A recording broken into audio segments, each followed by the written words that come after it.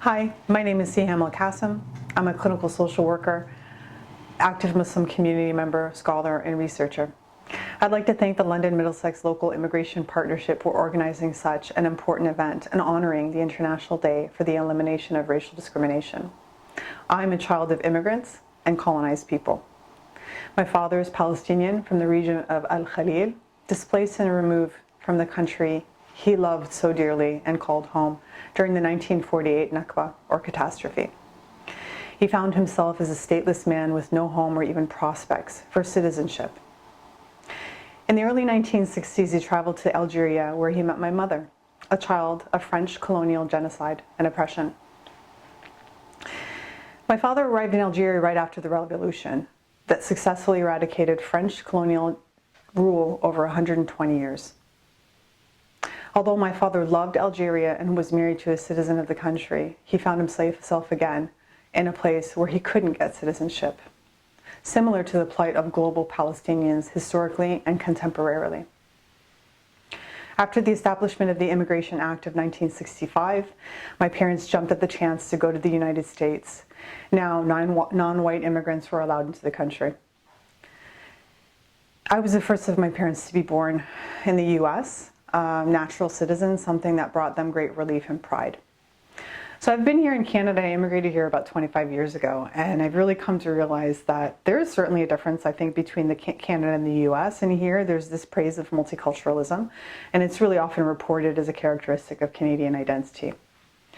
So as you know, in 1971, multiculturalism evolved from a really feel-good idea to an official policy, and then an article of faith, an example of Canadian exceptionalism. This reinforces the idea that Canada is a place where all are welcome. But what we know is, in fact, not all are always welcome here. There are those who support immigration, and then there are those who are fiercely opposed. This is quite confusing. You have a national policy that claims to be inclusive, and then you have citizens that don't substantively internalize these beliefs. It's revealed through racism, white supremacy, colonialism, Islamophobia, xenophobia, macro and microaggressions on the everyday basis. And these are experienced by newcomers and racialized folks like me, who may have been here for generations, but seemingly appear to be an immigrant. So through my teaching, my practice, and community work with newcomers and immigrant populations, I've understood that, in fact, this is not an anomaly. Canada has a history of picking and choosing who belongs and who doesn't, often based on their race and their social location. In fact, if you look at the history and contemporary of public opinion polls, Canada is not an enthusiastic celebrant of immigration and diversity. And so it's a grim reminder that Canada is not immune to the same kinds of ultranationalism and xenophobia and anti-immigration rhetoric that we see in the United States and across Europe now. So as a reminder, we know that Canada is a project of white settler colonialism and was established over 150 years ago on Turtle Island, a place inhabited by a rich diversity of Indigenous communities.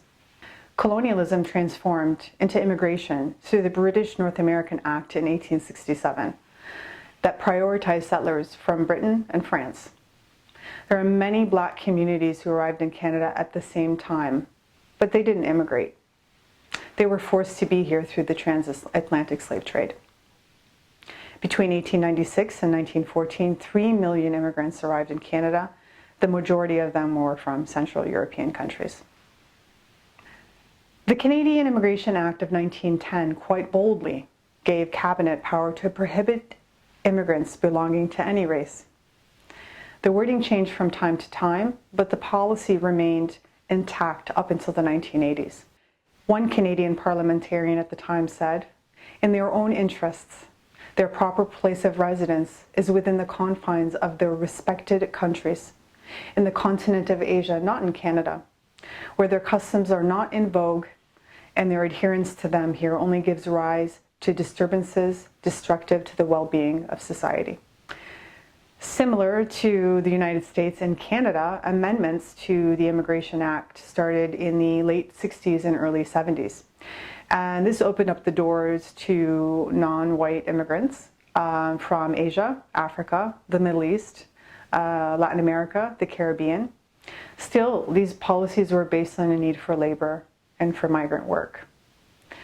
Many critics argue that the policy was based solely on economic gain, not goodwill or multiculturalism. Things have certainly changed, and thank goodness for that. The present Immigration Act has gone on to say that we must ensure that any person who seeks admission to the land is subject to standards of admission that do not discriminate on the grounds of race, nationality, ethnic origin, color, religion, or sex. The power to prohibit entry by race is gone, yet the danger of racism still remains. All you need is unlimited discretion of an unsympathetic citizenship group, public leadership, or racists in office. These are enough to lead to racism in immigration, even with the laws that are seemingly neutral on their face. This is certainly influenced by the global anti-immigration rhetoric that we're all very much aware of.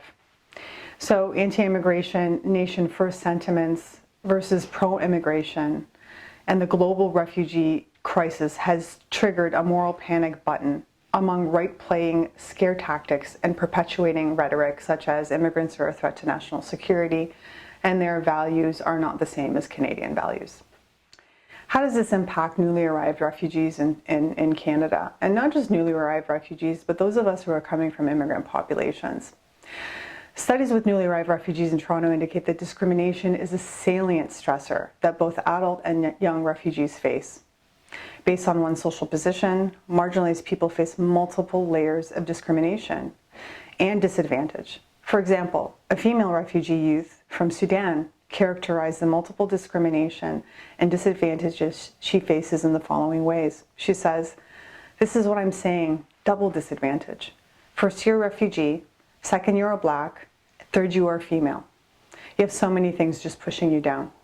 Newcomers and folks who are coming from immigrant backgrounds experience racial microaggressions on a regular basis. These are defined as patterned behaviors by individuals in a majority group, typically from the white segment of society, that undermine, belittle, stereotype, or insult racialized populations. There are many consequences of racial microaggressions. One is the ascription of intelligence. Assigning intelligence to someone based on their racialized status through comments like, "You're so articulate, you're so well-spoken, your English is so good, you're so smart." The message is that it is unusual for someone of your immigration status or race or racialized identity to be intelligent, to be successful. Another consequence of racial microaggression is criminality or the assumption of criminal status.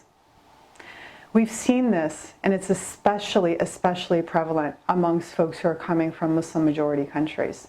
With the Muslim ban in the United States, Syrians that have come recently, and folks who are coming from Afghanistan, there's often a rhetoric around this idea that we need to be careful who we're letting in because, they may be terrorists. And so the message is that a newcomer or a person of color is presumed to be dangerous, criminal, deviant, on the basis of their social location. Another consequence of racial microaggressions experienced by newcomers and immigrant populations is this myth of meritocracy. That is, immigration status, your race, your social location doesn't play a role in life's successes. In fact, it's the message that says that everyone can succeed in this society if they just work hard enough. Now, if we think about that in the context of descaling policies, where newcomers and immigrant folks come and their educations are not recognized, I don't think that that's entirely true. Another consequence of racial microaggressions are pathologizing cultural, religious values, or even communication styles. The message often, I've heard this with many folks that I've worked with. There's some examples in schooling here in London where teachers are often telling students who are coming from Syria, you should speak English, as they were speaking amongst their friends, a language that they were comfortable with outside in recess or outside of class. Other folks who have experienced comments like, you should take your hijab off, you're in Canada now. So there is Islamophobia in the form of a racial microaggression and pathologizing one's religion. And so the message is that we're a country that values a communication style of the dominant white culture who's ideal. It's Christian-centric often. And you need to assimilate into this dominant culture. Leave your cultural baggage and your religious ideology aside. This has negative consequences on the mental health of folks who are newcomers. And again, as I said, those of us who've been here for many generations. It impacts our identity, makes us feel othered, makes us feel like we don't belong here.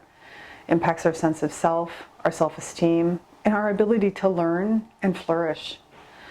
Our upward mobility is also hindered in terms of our, access to resources, education. It impacts our mental health, certainly it does. Many folks talk about feeling hypervigilant, confused, often dysregulated, feeling anxiety, and leading to depression potentially. Grief and trauma is something that we need to talk more about. Now, as a social worker and a clinical therapist, in trauma studies, we don't talk about the grief and trauma that is experienced by racialized folks, newcomers, who have had to overcome loss of their country, their identity, their language, and the loss of their education. We have folks who are doctors, who are lawyers, who are teachers, who are business owners that have come here and have had to start from scratch because we have a system that does not recognize their abilities and what they can contribute to the society. And with such a grim and difficult presentation, I leave you with some thoughts about where do we go from here. This is hard. My intention for today was to show you that white supremacy, racism, and coloniality is embedded in the history of Canada, in their immigration policies and the sentiment of its citizens, and it continues till today. And we have a lot of work to do. We can't do that if we only have conversations between individuals and encourage them to be welcoming to newcomers and immigrant populations.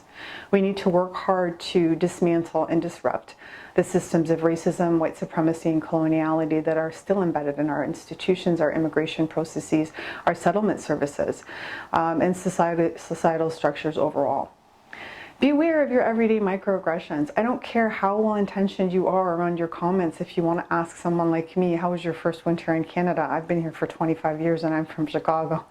There's comments like that happen on a regular basis. If your family, your friends, people that are close to you, make comments or say things about newcomers and immigrants that are not okay, disrupt it. If you can do it, disrupt it. Recognize that ongoing racial trauma through the immigration and acculturation processes for newcomers and immigrants is real. Oftentimes we talk about how newcomers can successfully integrate. I want to ask a question. How can they successfully integrate when they come into a society that is embedded with racism and white supremacy in a place that they're being told that they're not welcome? So I encourage you all to take action, talk within your own family, go into your MP's office, vote.